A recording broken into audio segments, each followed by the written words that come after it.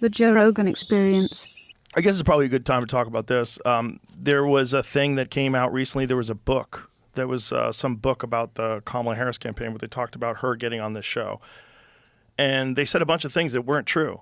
They talked to, supposedly talked to like 150 different people about her and, you know, what happened with her coming on the show. I don't know if it's 150. A lot of people. They didn't talk to us, and which is kind of crazy. And which is like, they didn't even ask. But they said things that just weren't true. One of the things they said that weren't true was that we lied about the day that Trump was coming on.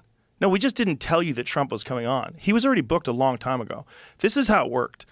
Trump was really easy to book, like super easy. We offered one day. He said yes. That was it. There was no, what are we going to talk about? How long is it going to be? Is it going to be edited? There was nothing. Yeah. What's the waiver? Here, give me that waiver. Sign it. It was so easy. So he was already booked. They never committed to doing the show. So all this talk, there was another thing they said that the reason why they did the Beyonce thing, the Beyonce event in Houston, was so that they could be in Texas to do my show. They never agreed to do the show. None of that's true. They never agreed. That's fucked. They also said that they sent someone down here to the studio to do a walkthrough of the set. That's not true. The Trump administration did. I mean, if they are trying to say that they, as in the entire federal government, well, I don't think the Trump, well, I guess the Secret Service is a part of the federal government. Maybe you can kind of get away with saying that because the Secret Service came down here for Trump and looked around, that we sent someone down, but it was not. It was the Trump administration sent them down because they're the only ones that had a date to do the show. These people didn't have a date to do. They never agreed to do the show. This is really important. Even after Trump went on, they offered for me to come to D.C. and do a show with Kamala. But even then, it was the same deal. It was only like 45 minutes to an hour.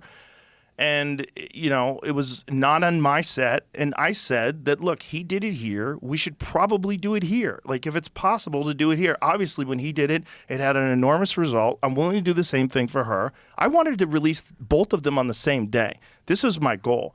I was even trying to figure out if there was a way that I could do it. And I even offered to do it late that night. So the night that Trump came on, I'm like, what if we do her, like when she's done in Texas, if she came here? But no one ever committed to doing it. This is like really important because they keep pretending that I lied or I did this or I did that. They never committed to doing it. Well, we went through, I've got a whole, we have all the receipts, by the way. Of course. I have a whole list of conversations that took place. They never said she was going to do it. So this whole idea that we fucked her over and then we fucked her over for Trump, incorrect. Just not true. And she, you know, but I think it's someone trying to cover their ass for the fact that she never did it, and if she did do it, it might have had a positive effect. Yeah, if her and I had a good time and we got along great, and she won over, you know, the air quote young male vote, things could have been different. Who knows? So this guy's probably trying to cover his ass. That's what I'm thinking too, is because the reaction to her not coming was like pretty big. But they didn't commit to doing it. This is the thing. While this guy's saying like that we were difficult to deal with, not true. We were super easy. We made it real clear. But also, it's got to be the actual real show. It shouldn't be some fake version of it where I'm sitting in a conference room. Also, they wanted a stenographer in the room. They wanted staff in the room. Trump was just in here by himself. Yeah. Just me, him, and Jamie. That's it. For 3 hours. Like, they wanted to do everything. They wanted it very controlled, and they were really concerned that it wasn't going to be edited. So I don't think they ever really were sure they wanted to do it. Yeah. Then once Trump did it, and it had this huge response, I think then it was like, what the fuck? What are we doing? He just did it. It's got 50 fucking million views. This is so stupid. Why didn't we do it? And so then there was, even then, when they offered to do it in D.C., my manager asked, is she committed to doing this? If I bring this to Joe, no, she hasn't committed to doing this. Have you brought this to her? Like, they wouldn't even say whether or not she had expressed willingness to do it or whether they were trying to convince her to do it. We know for sure there were some people that were supposedly on her staff that were against her doing it. They thought it was because, you know, it's a bunch of wokesters. They're basically in a cult. You have a like, if you're willing to go on Fox News, you talk to, what's that guy's name, Brett Breyer? Yeah. Where they cut that off after 20 minutes. When they did that, that's when I was like, look, it's got to be in the studio. It's got to be in the studio, and it's got to be real. It's got to be a real conversation. I had entertained a couple of times going to, but I was like, 45 minutes is just not enough. You know, you and I have been talking an hour and a half already. Yeah. Yeah, it's just like it's not enough time. You need more time. You need more time to find out what makes someone tick. And that's probably what she was afraid of. Probably what they were afraid of. Maybe not her. Maybe I don't not think they her, should yeah. have been. No. I think we would have had a good old time. No, you're a good guy. I think we would have had fun. I think it was a huge mistake on her part. And let's be honest, like it's the kind of thing that it's reminiscent of the forget the congressman that asked Mark Zuckerberg how Facebook makes money. It's just like you're so detached from the modern world. It's like you could spend millions of dollars on all your ad campaign all across YouTube, or you could just go sit in the room with Joe for 3 hours, and I'll tell you which one's going to do better for you, lady. But she picked the ad campaigns on YouTube. The problem is that I think the people that saw it as they thought they were going to win anyway, apparently. Mm-hmm. And the people that saw it as a negative thought, like, there's been a few blunders where things didn't go well.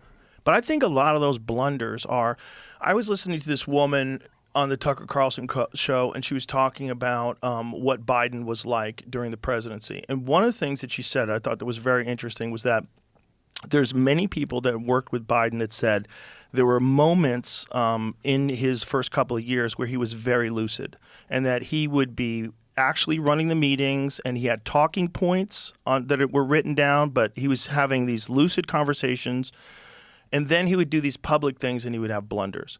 I think a lot of it is just the pressure of performing publicly under intense scrutiny. Like if you have to do a live set, like say if you have to do Saturday Night Live or something like that, and you're going to do a monologue, the pressure of doing that monologue is so much different than the pressure of just going up at a local comedy club. Oh, sure. It's insane. And I think that pressure, Joe Biden, as much as, you know, I'm sure he has a high self-opinion, clearly, when he is confronted by the reality that half the country hates him and thinks he's doing a terrible job, and then he has to talk publicly live, then I think those cognitive problems were sort of elevated. That makes sense. I think that's the same with her. So I think that's the same with her when she's on Fox with Brett Breyer. I think it's hostile environments. I think it's large crowds. I think it's a lot of things where you don't get to see the real person. So that was my goal. My goal was to try to meet the real person. Just like I did with Trump, just try to meet and talk with the real person. And my goal was, what I really wanted to do, we talked about this quite a bit, me and my manager, of doing it on the same day. And my manager, she agreed. She's like, this would be the perfect way to set it up. Like, we both agree, put them both out at the same time, you know, go watch them all, see what you think. That would be the ultimate way to do it. But they never agreed to do it. So all this shit that's in that book that they never talked to us, just not true. Maybe it's someone's trying to preserve their job. Maybe someone's trying to say, hey, it wasn't my fault.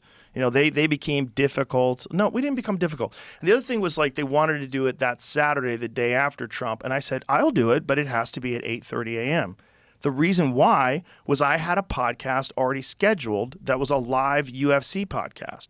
So we do this thing called Fight Companion. So there was this title fight that was happening in, I think, was it Saudi Arabia? Or was it Dubai or Abu Dhabi? It was somewhere in the Middle East, I believe, if I remember correctly. See if you can find out what that was, just so we're clear. I have friends. I flew in 3 of my buddies from California, and we were all going to do this podcast together. Like, we had committed to doing this. Like, they were already in town. Like, I can't just say, no, guys, I can't do this awesome thing because I have to interview Kamala Harris. No, I understand. Seems like I should to some people, but that's because you're in the politics business. I'm an MMA commentator. This is part of my job. And I said I would do it. I said I'll do it, but it has to be like 8:30 in the morning because I have to be done by the time the fights start. That's reasonable. Yeah. They didn't do that either. So this idea that I sabotaged her, there's a bunch of people that say I fucked her over or whatever. Like, that's not true. So you can think whatever you want, but it was Abu Dhabi.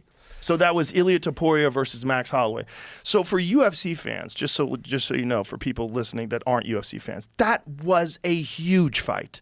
That was a gigantic fight. Max Holloway just beat Justin Gaethje in, like, literally the knockout of all time. And Ilia Topuria is one of the absolute best fighters on planet Earth, if not number 1 pound for pound, certainly number 2, or number 3. So he's in the top 5 of the absolute best athletes in any weight class. So this was a clash of the titans, the greatest featherweight champion of all time versus the current featherweight champion. Damn. So I'm not going to miss that. Yeah. I understand. I work around you. I said I would do it at night. I'll come back. I'll do it at midnight. I don't give a fuck. I'll do it. So it wasn't me fucking someone over. And so just whoever's in charge of spreading that narrative, that's deceptive. Yeah. And she missed out, man. She could have sat in the same chair that Shane Gillis sat in, right? Like, yes. No, he sits in that one. Explains the stains. Or it could have been a wreck. But it could have been a wreck with Trump, too. You know, like there was a moment where me and Trump I was saying, tell me how the 2020 election was stolen.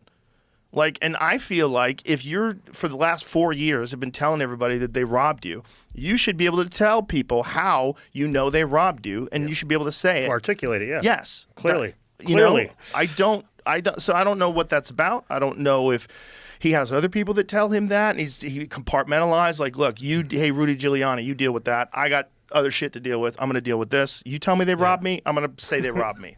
That could be it. I don't know. I don't know. But so that could have gone sideways, but it didn't. Yeah. It didn't.